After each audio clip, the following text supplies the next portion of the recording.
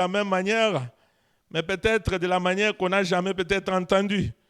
Mais c'est un verset où c'est un chapitre que nous connaissons tous, où on parle de la mort de Lazare. Et cette histoire, pour bien la comprendre, on doit lire tous les chapitres, du premier verset jusqu'au 57e verset. Là, vous comprendrez vraiment l'historique et comment ça s'est passé. Mais nous, on n'a pas le temps de lire tout. Mais nous, on va se limiter que sur ces deux versets. C'est là où Dieu nous a aidés, où nous a donné quand même une inspiration. Et l'histoire, comme je viens de dire, c'est l'histoire de Lazare, cet homme qui habitait Béthanie. Et c'est dans cette ville que souvent, quand Jésus passait dans cette ville, il passait dans cette maison. C'était devenu comme sa maison. Comme la Bible dit qu'à chaque fois qu'il passait, il était dans cette maison. Et en passant dans cette maison, il y est resté beaucoup de temps. Et dans cette maison, il était là, il prêchait aussi la parole. Et les gens venaient pour écouter cette parole dans cette maison-là. Et dans cette maison, il y avait des sœurs et un frère. Les sœurs, c'était Marthe et Marie. Les frères, c'était Lazare. Et la Bible dit que Lazare était devenu ami de Jésus. Donc, c'était devenu la maison de Jésus aussi. Il était content d'être dans cette maison qui est ailleurs. Or, pourtant, dans cette ville, il n'y avait pas qu'à la maison de Marthe, Marie et Lazare. Mais Jésus avait trouvé bon d'être dans cette maison. Mais il s'est fait que Jésus n'était pas quelqu'un qui était appelé à rester sur place quand il penchait pour annoncer la bonne nouvelle. C'était quelqu'un qui allait de ville en ville pour annoncer la bonne nouvelle. Mais ce qui s'est passé, que un moment où il était dans cette maison, il est sorti pour partir ailleurs, comme d'habitude. En partant d'ailleurs, il y a la maladie qui est tombée, qui est entrée dans cette maison. Mais comme une maladie, quand ça vient, on cherche toujours à être guéri. On cherche toujours à traiter la maladie. Parce que toute maladie, normalement, ça ne mène pas à la mort. Mais malheureusement, dans cette maison, la maladie qui est entrée ne s'est pas restée seulement maladie. La maladie est allée jusqu'à la mort. Et Jésus, là où il était, il a appris la nouvelle que non, dans la maison de son ami, il y a son ami qui est mort. Mais Jésus est resté, continue toujours à faire la mission qu'il avait. Et quand il a fini de faire la mission, il est rentré dans la ville. En rentrant de la ville, il y a la sœur du défunt, Marthe, qui est venue à sa rencontre pour lui dire: oh maître, si tu étais ici, mon frère n'allait pas mourir. Et si vous lisez très bien, vous suivrez vraiment la suite, comment les choses se sont passées. Mais moi, je voulais juste un peu parler comme ça, pour dire que dans cette maison de Marie-Marthe, c'était un lieu de passage pour Jésus. Cette maison était une maison bénie. Parce que là où il y a Jésus, il y a toujours la bénédiction. Là où Jésus passe, il y a la protection. Là où Jésus passe, il y a la joie, il y a la paix. Donc c'était une maison bénie. Et bien aimé, toujours dans la Bible, c'est dans cette maison qu'une de ses sœurs avait répandu son parfum aux pieds de Jésus. Et cette femme n'avait pas répandu ce parfum pour rien. C'est parce qu'elle avait écouté la parole que Jésus donnait. Ça lui a fait vraiment de la joie. Il a pris son parfum de grande valeur. Il a oint les pieds de Jésus. Donc cette maison, c'était une maison bénie. Une maison où il y avait vraiment des grandes choses qui s'est passées dans cette maison. Mais comme j'ai dit tout à l'heure que Jésus n'était pas appelé à rester sur place, c'était un homme qui avait la mission de passer partout pour annoncer la bonne nouvelle. Mais malheureusement, le moment où lui il a quitté cette maison pour aller ailleurs, il y a la mort qui est venue entrer. Il y a la maladie qui est entrée dans cette maison. Il y a les deuils. Donc c'est pour dire que la joie qui était quand Jésus était là, la paix qui était, tout ce qui était de bon qui était là, a changé. C'est devenu une maison de deuil. Une maison de tristesse.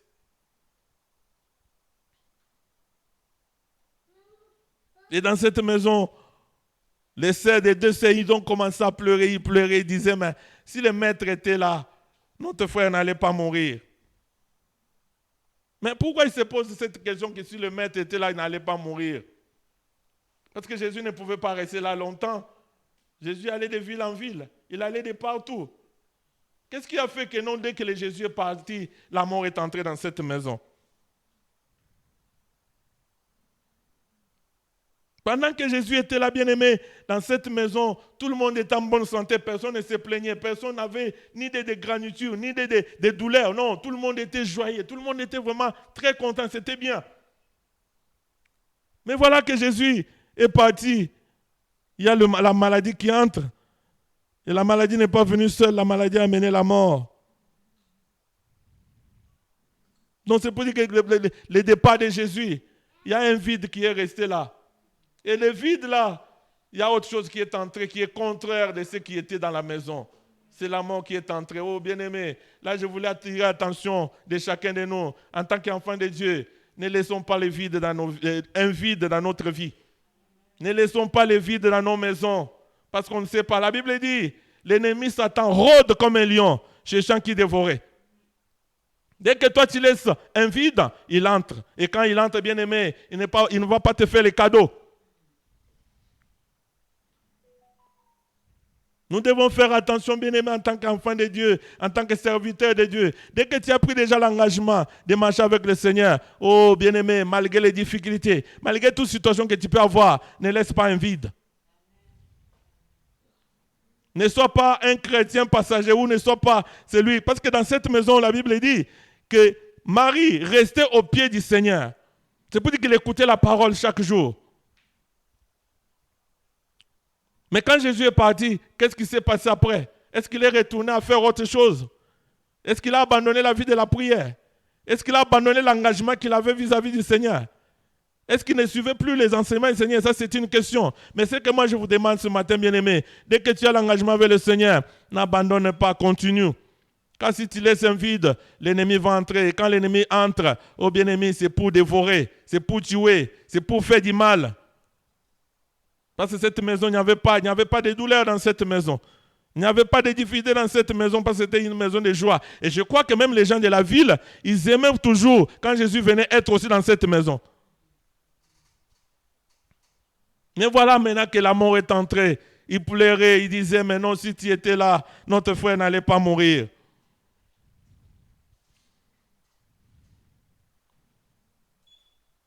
Je t'invite, bien-aimé, ne sois pas quelqu'un qui abandonne le Seigneur parce que tu as reçu ce que tu avais besoin. Parce qu'aujourd'hui, dans nos vies, nous sommes de ceux, dès que nous demandons à Dieu quelque chose, quand nous sommes dans les besoins, là nous prions, là nous gênons, là nous nous donnons au service, nous sommes donnés à tout ce qui s'est fait. Mais dès que nous sommes bénis, bien-aimés, oh, la foi refroidit.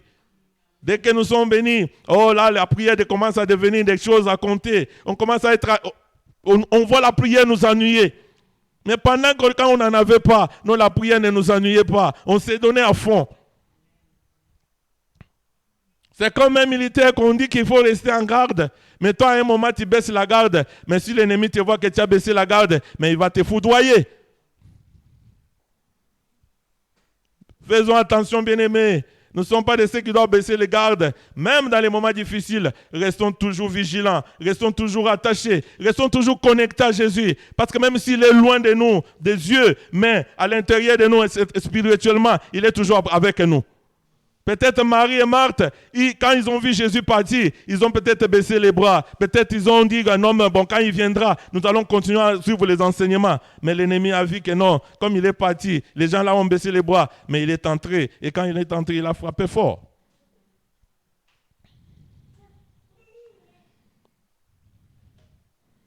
Et Jésus, quand il est venu, quand Marthe lui a croisé, il dit, oh non, Seigneur, si tu étais ici, notre frère n'allait pas mourir. Donc pour eux, il fallait que le Seigneur soit là pour guérir ses malheurs frères. Mais ils ne savaient pas que le Seigneur, il est aussi la résurrection. Bien-aimé, quand quelqu'un est mort dans la famille, on pleure. On pleure parce qu'il est parti. Et comme il est, surtout si c'est quelqu'un qui était d'importance, on pleure, on dit pourquoi il est parti, parce qu'il a laissé un vide. Le souhait que non, il faut qu'il soit toujours là parce que c'est un homme important dans la vie. Et parfois on pleure pour montrer notre amour vis-à-vis de lui. Parce que nous l'aimons. Il est celui il est de notre sang, il est de notre famille. Nous l'aimons et nous le pleurons. Mais voilà la situation encore de Marthe et Marie, et qui pleuraient leur frère, et qui étaient dans les soucis, pourquoi leur frère est parti.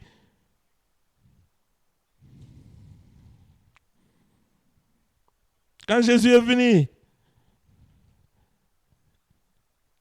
il leur a dit, mais où est-ce que vous les avez mis?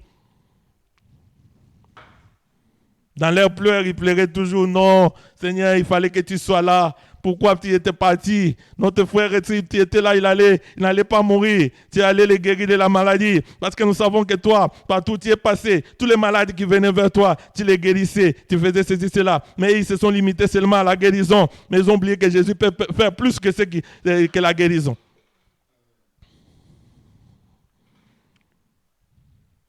Et Jésus leur dit, dans tout ce qu'il disait, il leur a dit, mais je vous ai dit que si vous croyez, vous verrez la gloire de Dieu. Mais leur croyance, ils ont vu que seulement les miracles que Jésus a fait pour guérir les malades, mais ils n'ont pas vu que Jésus pouvait faire encore beaucoup plus. Parce que la résurrection, c'était quelque chose impossible. Même jusqu'à aujourd'hui. Dire à quelqu'un que non, quand on prie, il peut être ressuscité. Non, c'est impossible pour certaines personnes. Et Marie aussi à l'époque, là, pour eux, la résurrection, c'était quelque chose de difficile, impossible pour Jésus. Et c'est là où il dit même à Jésus, non, nous savons que non, au dernier jour, il va ressusciter. Mais Jésus leur a dit non, même avant même le dernier jour, il peut ressusciter aujourd'hui. Mais tellement ils étaient incrédules, tellement ils n'avaient pas foi à tout ça, ils ont dit non au dernier jour. Oh bien-aimé, c'est une situation qui nous arrive tous. Dans des moments difficiles et compliqués, parfois on dit que non, c'est impossible que Dieu fasse quelque chose. On limite la puissance de Dieu parfois dans nos vies. On limite parfois ce que Dieu peut faire ou ce que Dieu peut agir dans nos vies.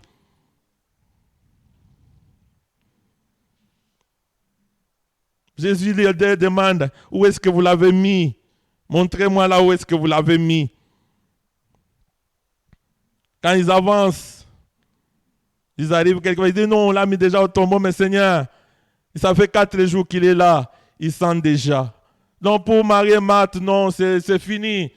Il a fallu que tu viennes le jour où il était malade. Mais toi, tu viens trop tard, 4 jours, il sent déjà. C'est pourquoi j'ai intitulé mon message, Jésus t'aime plus que tout. Mais pourtant, Marie et Marthe pleuraient leur frère. Ils aimaient bien leur frère. Mais au moment où Jésus leur a dit, mais où est-ce que vous l'avez mis? Montrez-moi là où est-ce que vous l'avez mis. Ils disent, non, ouais, il est là-bas depuis 4 jours. Non, ça ne sert à rien, Seigneur, qu'il reste là. Parce qu'il sent déjà. Mais pourtant, Jésus les a affirmé plusieurs fois. Il dit, ne t'ai-je pas dit que si tu crois, tu verras la gloire de Dieu? Ne t'ai-je pas dit que non, si tu crois dans ce que je te dis, tu verras la main de Dieu? Non, pour Marie et Marthe, non, ça ce sont des affirmations, bon, normales, mais quelqu'un qui est mort, et 4 jours là-bas, ressuscité, non, ça c'est rien, Seigneur. Nous attendons seulement quand tu viendras, et c'est là où il va ressusciter. Oh, bien-aimé, devant des situations, et des situations difficiles, même les circonstances les plus difficiles, il y a même des hommes aussi de foi qui faillissent. Il y a des hommes aussi de foi, des gens qui prient fort, des gens qui chantent fort, des gens qui font des grandes choses. Mais il y a des moments dans leur vie aussi, ils commencent aussi à douter de leur foi. Mais pour Marie et Marthe, devant même celui qui donne la vie, ils ont douté. C'est ça ce qui est encore difficile, bien-aimé. Parce que nous, aujourd'hui, on ne voit pas Jésus. On croit. On pense à tout ce que la Bible dit. On croit, on n'a que la foi. Mais eux, ils ont vu Jésus, ils ont marché avec, ils ont vu Jésus manger dans leur maison. Mais quand il les parlait, non, ils ne croyaient pas qu'il pouvait ressusciter des morts. Oh, bien-aimé, c'est une situation parfois difficile pour des gens dans ce monde d'aujourd'hui, de croire parfois dans des choses dans lesquelles on se trouve et qu'on a tout utilisé les moyens, mais qu'on n'arrive pas à la situation, on dit non, Dieu ne fera pas. Si Dieu pouvait faire, il allait faire. Mais comme maintenant là, non, il ne fera pas. Il y a des hommes et des femmes chevronnés qui abandonnent aussi la foi. Mais moi je te dis ce matin, bien-aimé, même les situations sont plus grandes que quoi que ce soit. Non, on n'abandonne pas la foi, crois seulement. Parce que Jésus leur a dit, croyez seulement, vous verrez.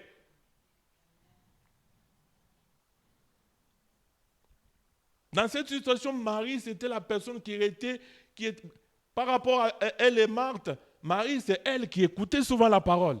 C'est elle qui restait au pied de Jésus. Parce qu'au moment où Marthe est venue pour dire au Seigneur, mais pourquoi il ne vient pas m'aider quand les gens étaient dans la maison pour servir les gens? Jésus a dit à Marthe quoi? Il dit non, elle a choisi les bons moments, le moment favorable d'écouter la parole. Mais écoutez même la personne qui écoutait la parole, qui était au pied du maître, qui était là chaque jour à écouter. Mais au moment difficile, non, elle n'a pas même cru à ce que le maître disait.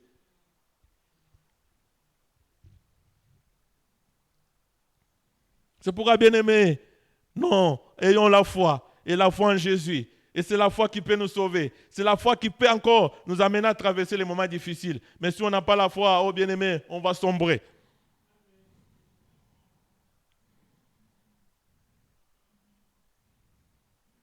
Ne faisons pas comme Marie. Marie, elle qui écoutait la parole. Parce qu'aujourd'hui, nous sommes aussi des chrétiens comme des Maries qui écoutent la parole, qui prient fort, qui gênent, qui fait tout ça. Mais dans les moments difficiles, oh, on devient inconsolable. Même quand on nous donne des versets, on dit non, mais laissez ces versets-là parce que ma situation, vous ne savez pas. Oui, c'est bien, bien sûr. Parce que si tu n'es pas dans la situation, tu ne peux pas comprendre la souffrance de la personne. Mais je te dis, mon bien-aimé, ta souffrance ne dépasse pas la souffrance de Jésus.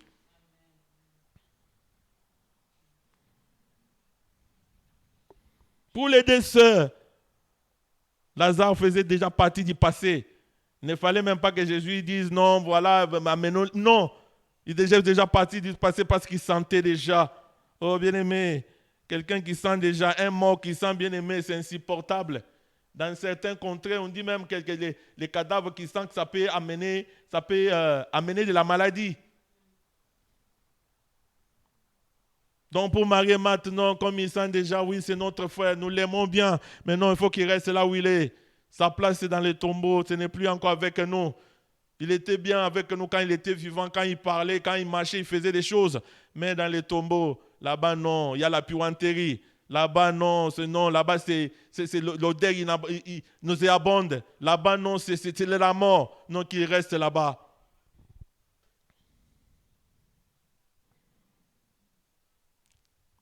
Les corps de Lazare étaient en décomposition.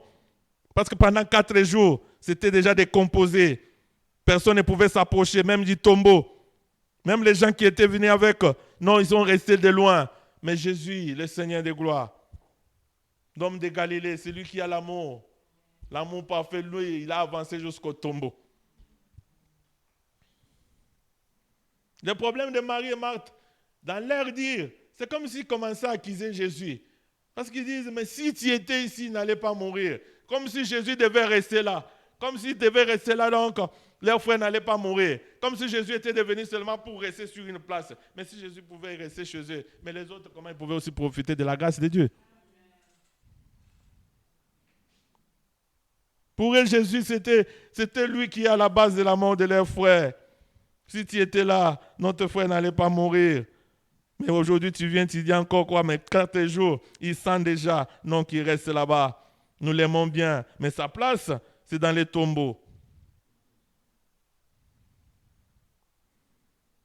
Mais Jésus a insisté.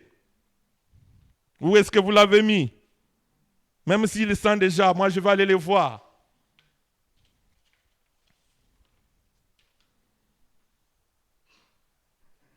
Jésus, le Seigneur des gloires, l'ami fidèle, lui, il est allé voir son ami qui est en décomposition. Mais ses sœurs de sang, ses sœurs à qui ils ont grandi ensemble, qui l'aimaient aussi beaucoup. Mais quand ils sentaient déjà, non, ils sont restés à distance.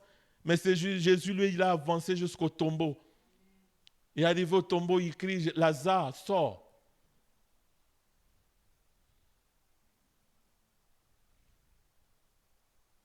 Personne ne pouvait s'avancer vers le tombeau de Lazare. Personne ne pouvait s'approcher de Lazare parce que Lazare se sentait, parce que Lazare, non, il était déconfiguré. Sa place, c'était vraiment la place des morts. Comme il était mort, oui, il va rester avec les morts. Il va rester dans cet état de décomposition. Nous l'aimons bien, il est notre frère. Nous l'aimons. Oh bien-aimé, il y a dans des situations où tu verras même tout le monde, même les gens qui t'aiment, t'abandonnent. Tu verras même les gens qui te sont très proches t'abandonner. Et tu restes seul dans tes souffrances. Oh bien-aimé, nous pouvons même parler de Job. Cet homme riche, La Bible même témoigne de sa richesse. C'était un homme riche. Et si vous suivez très bien, à l'époque, les gens riches, quand ils marchaient dans la rue, les gens se courbaient pour leur dire bonjour. Parce que c'était des hommes de grande valeur. Leur richesse parlait, leur façon de marcher parlait. Au Job, c'était des gens de ces hommes-là. Mais regardez cet homme, avec de ce que Dieu a fait devant lui, il est tombé malade. Cet homme s'est retrouvé dans une situation difficile et compliquée. Il avait des amis qui venaient manger chez lui chaque jour. Il avait les amis qui étaient là, comme on dit chez nous. Il y a l'ami des gens qui n'ont pas l'argent, mais ils sont amis de ceux qui ont l'argent. Donc les gens là profitent de l'argent de leurs amis. Donc il y a des gens comme ça qui profitent de l'argent des autres. Et il était comme ça, les amis de Job. Ils étaient là, ils mangeaient, c'était bien, c'était bon. Mais les jours où Job est tombé malade, bien aimé, oh, personne n'a compati au malheur de Job. Et puis, ces gens-là ont commencé à accuser Job qu'il a péché. Mais pourtant, les jours où il venait manger, le jour où le péché n'était pas, il n'avait pas vu le péché dans la vie de Job. Job est resté seul. À pire encore, c'est sa femme, celle qui pouvait même être là tout le temps pour l'aider dans la situation où il se trouvait. Parce que la Bible dit qu'il était devenu vraiment un homme impitoyable. Il avait des plaies partout, il ne pouvait même pas. Même sa femme a dit à Job, maudis ton Dieu et meurs. Oh bien-aimé, Job est resté seul. Regarde l'amour du monde. L'amour du monde n'a que d'intérêt. S'il n'y a plus d'intérêt, non, tu n'es plus rien. Job est resté seul dans son lit. Il est resté seul dans sa souffrance. Mais il n'a pas abandonné la foi à son Dieu. Il a dit, mon Rédempteur se lèvera. Il se lèvera le dernier.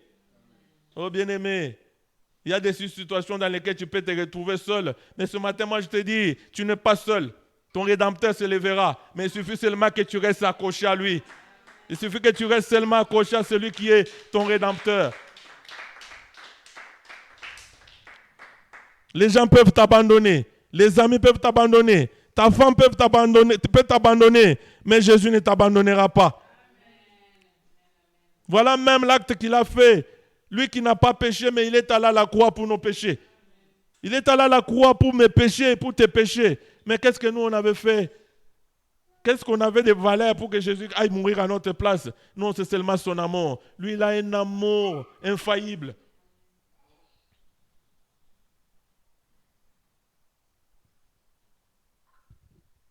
Ne te décourage pas, bien-aimé, quand tu te trouves dans une situation difficile et compliquée. N'aie pas honte, ne pleure pas. Oui, c'est vrai, tu peux pleurer parce qu'il y a ces situations qui te poussent à pleurer. Mais non, pleure devant ton Dieu que de pleurer devant les hommes. Parce que même devant les hommes, quand tu pleures, non, mais bon, ils vont te voir, te pleurer, mais ils ne sentent pas ce que toi tu sens. Aujourd'hui, ce matin, je t'invite, je t'ai dit que Jésus est devant ton tombeau. Ton tombeau, c'est quoi? C'est la maladie que tu as. Ton tombeau, c'est quoi? C'est le problème financier. Ton tombeau, c'est quoi? C'est le mariage, c'est les séjours, c'est les difficultés que tu traverses. Non, Jésus, ce matin, il est là. Il est là ce matin pour te faire sortir de ton tombeau. Même s'il n'y a personne, oui, personne ne peut te sortir de ta situation. Ce que tu traverses, personne. Tu as fait tout ce qu'il fallait faire. Il n'y a pas de solution. Oui, c'est pour dire qu'il n'y a personne. Mais je t'invite ce matin, il n'y a que Jésus qui peut te sortir de cette situation.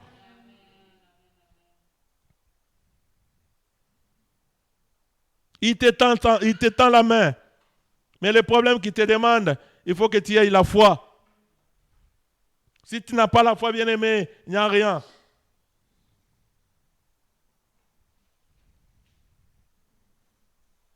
Il t'étend la main, Jésus de Nazareth, lui qui est l'amour infini.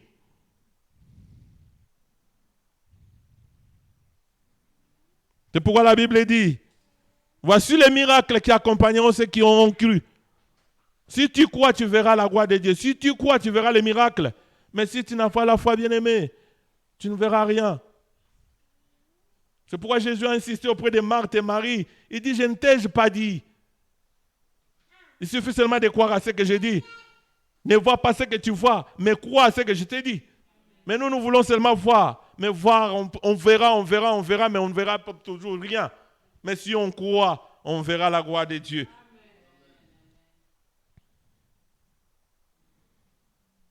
Aujourd'hui, nous sommes de ceux qui courent derrière les miracles. On va ci et là, on cherche les miracles. Mais si on n'a pas la foi, on n'en aura pas. On n'en aura pas. Aujourd'hui, nos églises sont vides. Pourquoi? Parce qu'on cherche les miracles. On a besoin des miracles. Mais les miracles est en toi. Le miracle n'est pas hier, est en toi. Il suffit seulement de croire à ton problème, de croire à la parole de Dieu. Et Dieu va faire dans ta vie. Au lieu d'aller voir des gens, et les gens qui ne savent même pas ton problème, qui ne compatissent même pas ce que tu as comme douleur. Mais il n'y a que Jésus qui compatit à tes douleurs, qui connaît tes souffrances. Et si tu crois en lui, oh, il te fera du bien.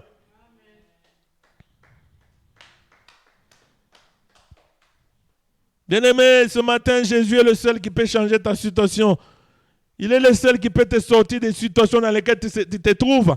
Il est le seul qui peut te sortir du tombeau. Même si tu sens déjà, non, lui n'a pas peur de ce que tu sens. Il n'a pas peur de la décomposition de ton corps. Dans nos péchés, nous sommes décomposés. Dès que nous péchons, nous devenons des hommes et des femmes décomposés. Mais il nous aime et il pardonne nos péchés.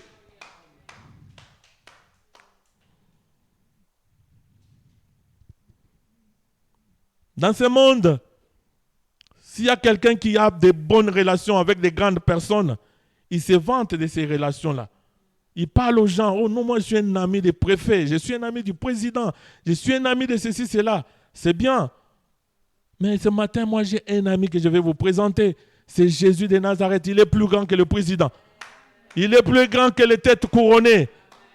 Lui là, c'est un homme. Quand tu es avec lui, il ne t'abandonne pas.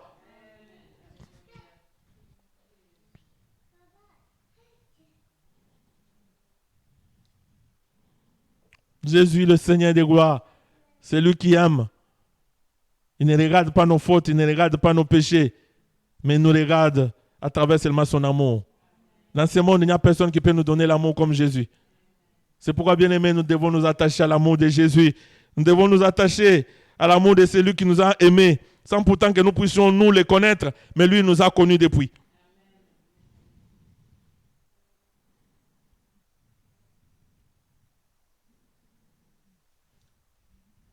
L'amour de Dieu est incomparable. L'amour de Dieu est infaillible. Et cet amour de Dieu l'a manifesté en Jésus. Et Jésus est allé à la croix pour nos péchés, pour que nous soyons sauvés, bien-aimés, pour que nous devenions enfants de Dieu. Nous qui n'avons part à rien, nous qui n'étions connus de personne. Mais Dieu nous a connus à travers Jésus. C'est pourquoi, bien-aimés, on n'abandonnez pas notre vie de prière. Ça me fait parfois mal de voir les hommes et les femmes à qui ils ont commencé bien à prier, à servir le Seigneur avec tout leur cœur, à servir Dieu avec toute leur âme. Mais à un moment, ils abandonnent à cause des choses de ce monde, à cause de tout ce qui se passe dans ce monde. Mais bien aimé, mais si tu abandonnes Dieu parce qu'il t'a donné une voiture, mais si toi tu crois que non, en ayant la voiture, c'est la fin. Parce qu'avoir la voiture, il y a autre chose qui va suivre après la voiture. Prenons quelqu'un quand tu cherches le mariage, Dieu te donne le mariage et tu abandonnes Dieu. Mais tu sais, le mariage, c'est quoi? Le mariage, c'est avoir les enfants après. Avoir les enfants, c'est faire grandir les enfants. Mais si toi, tu abandonnes Dieu dès que tu as eu le mariage, mais la suite, maintenant, les enfants que tu vas avoir en dehors de la prière que tu as fait, quel est l'état de ces enfants que tu auras maintenant en dehors de la prière? Parce que tu as eu le mariage en priant de Dieu, donne-moi le mariage, je te servirai. Il t'a donné le mariage. Après, tu abandonnes le Seigneur. Et quand tu vas voir les enfants, c'est pourquoi tu verras, tu as les enfants rebelles dans ta maison, parce que tu les as conçus en dehors de la vie de prière que tu avais avant. Tu demandes quelque chose, Dieu te donne, mais après tu abandonnes le Seigneur. Mais la suite de la chose que tu as eue, ça ne te donne plus de la joie. Ça commence à t'amener encore des problèmes, parce que tu n'es plus encore dans la logique des choses, mais tu es dans la côté. Bien-aimés, attachons-nous à Jésus. Attachons-nous à son amour. Parce que celui-là, son amour est infaillible. Quand il nous a aimés, il ne nous a pas demandé quelque chose en retour. Il nous a aimés comme ça. Nous aussi, nous devons l'aimer comme il faut. Parce que quand lui nous aime, son amour, il va le transmettre à nous. Nous aussi, nous allons aimer les autres. Nous allons aimer nos enfants. Nous allons aimer nos femmes. Nous allons aimer nos maris. Nous allons aimer aussi le monde. Parce que l'amour qu'il nous a donné, lui, il n'a pas demandé quelque chose. Amen. Tout le monde peut t'aimer. Mais Jésus, lui, peut t'aimer plus que tout le monde. Parce que l'amour de Jésus est un amour infini.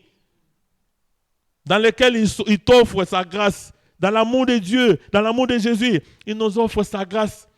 Il nous offre sa miséricorde, ses compassions. Il nous offre toutes choses. Mais l'amour du monde, non, c'est un amour éphémère. Dès que ça ne marche pas, l'amour se casse. Dès que ça ne marche pas, non, mais il y a des divorces, il y a des séparations. Mais avec Jésus, il n'y a pas de divorce. Jésus, même si tu fais le mal, non, il ne divorce pas. Il te conseille encore de revenir vers toi, vers lui.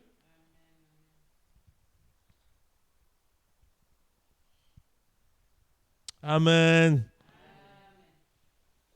Même si rien ne marche aujourd'hui, bien-aimé, mais je t'invite de t'approcher de lui par la foi.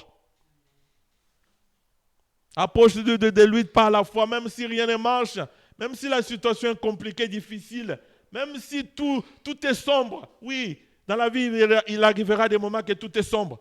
Il arrivera des moments où tout ne marche pas. Mais même si tout ne marche pas, mais avec Jésus, il finira par apparaître sa lumière dans ta vie.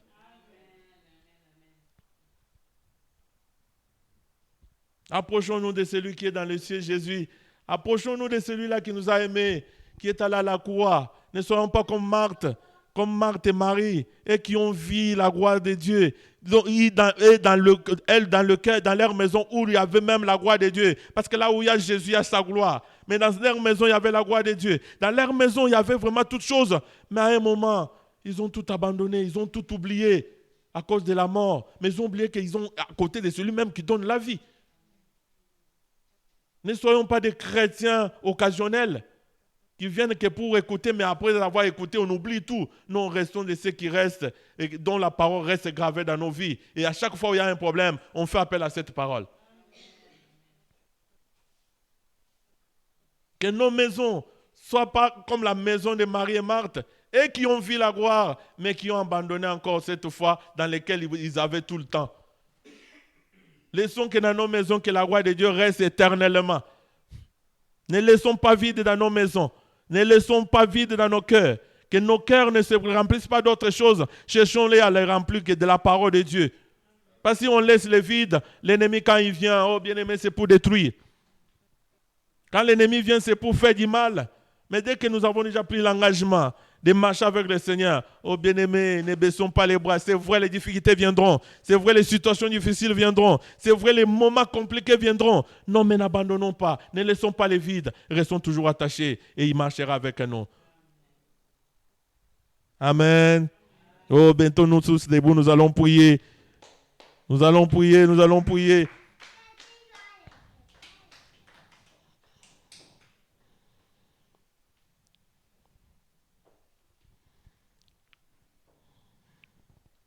Salana yoe, Yahweh, salana yoe. Salana yoe, Yahweh, salana yoe. Likolo ezali yo papa, salana yoe. Mabele ezali yo papa, salana yo, Yahweh, salana yo, Yahweh, salana yo, likolo ezali yo papa, salana yo, mabele ezali yo papa, salana yo. Salalelo yo, papa to beleli yo, Salalelo yo, lingomba to beleli yo, likolo ezali yo papa, salana yo, mabele ezali yo papa, salana yo, Yahweh, salana yo, salana yo, Yahweh, salana yo, likolo ezali yo papa, salana yo, mabele ezali yo papa, salana Salanayo, Salanayo, Yahweh, Salanayo, Salanayo, Yahweh, Salanayo, Nikole Zaliayo, Papa, Salanayo, Mabele Zaliayo, Papa, Salanayo. Oui, bien-aimé, tu vas prier. Tu vas prier à travers la parole que tu viens d'écouter ce matin. Aussi, ça t'a touché, tu vas prier, tu vas dire, Seigneur des rois, aide-moi à ne pas manquer la foi. Aide-moi à avoir la foi, parce que c'est dans la foi que toi tu agis. C'est dans la foi que toi tu manifestes ta gloire. Prie et implore encore la grâce de Dieu afin que Dieu t'aide à avoir toujours la foi au nom de Jésus. Seigneur des rois, nous te prions, Seigneur Jésus, ce matin, à travers sa parole, ta parole, Jésus. Papa, fais-moi grâce, Seigneur Jésus, à avoir la foi. Quelles que soient les circonstances, quelles que soient les situations dans lesquelles je peux retrouver, Seigneur Jésus, que j'ai eu la foi, que je n'abandonne pas la foi. Parce que toi, tu as dit à Marie et Marthe, tu leur as dit, si vous croyez, vous verrez la gloire de Dieu. Mais ils n'ont pas cru, Seigneur des rois. Mais toi, tu as fait, Seigneur, pour montrer la gloire de Dieu dans leur vie. Seigneur des rois, aide-moi, Seigneur, à avoir la foi. Aide-moi à ne pas abandonner, Seigneur. Mais aide-moi, Seigneur Jésus, à rester accroché, Seigneur des rois. Parce que tu es le Dieu de mon salut. Parce que tu es le Dieu de ma vie, Seigneur. Aide-moi, Jésus. Parce que tu es le bon berger, le Seigneur des rois. Tu es le Dieu de mon salut. Tu es tout ce que j'ai de meilleur, Seigneur des rois. C'est pourquoi, Seigneur Jésus, j'ai béni ton nom. Parce que tu es le bon berger, Seigneur. Le Seigneur des rois, le Dieu tout-puissant, Seigneur. Papa, aide-moi à avoir la foi, Seigneur. Et que ma foi, Jésus, ne s'embrale pas. Que ma foi ne s'embrale pas, Seigneur, devant les situations, devant les difficultés, Seigneur. Devant les maladies, devant toute situation difficile, Seigneur. Que ma foi ne s'embrale pas, Seigneur. Mais que ça reste intact, Seigneur des rois. Parce que tu es le bon berger. Au nom de Jésus. Oui, bien-aimés, nous allons encore prier. Nous allons demander à notre Dieu qui nous aide à ne pas laisser le vide dans nos vies. De ne pas laisser des vides dans nos maisons pour laisser l'ennemi entrer.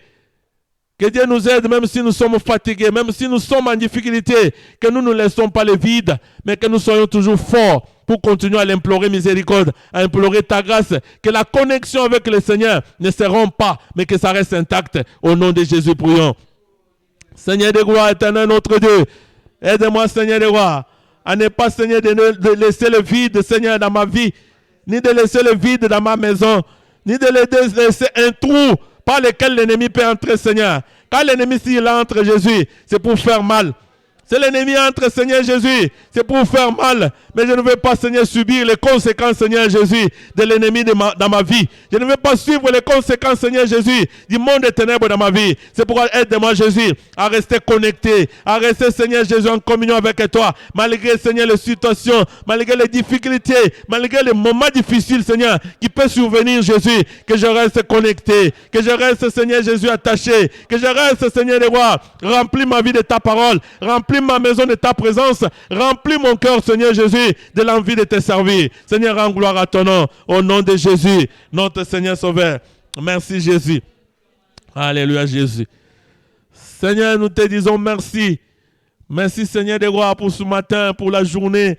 Tu as été avec nous Jésus. Nous voici Seigneur des rois au terme de notre réunion de ce dimanche.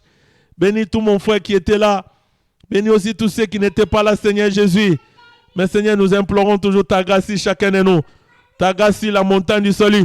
Laisse que cette parole que nous avons écoutée aujourd'hui, que ça puisse nous accompagner. Que nous ne soyons pas, Seigneur, une terre, Seigneur Jésus, infertile, mais que nous soyons une terre fertile, sur laquelle cette parole doit germer et donner les fruits.